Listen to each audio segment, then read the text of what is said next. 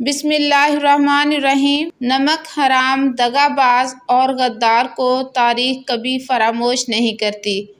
برصغیر کی تاریخ میں میر جعفر ایسا کردار ہے جس نے 18ویں صدی میں اپنے محسن سراج الدولہ سے قرآن پر حلف اٹھانے کے باوجود غداری کی اور جنگ پلاسی میں انگریزوں کے ساتھ مل کر نواب سراج الدولہ کو گرفتار کرایا اور بعد ازاں پھانسی پر چڑھا دیا تھا۔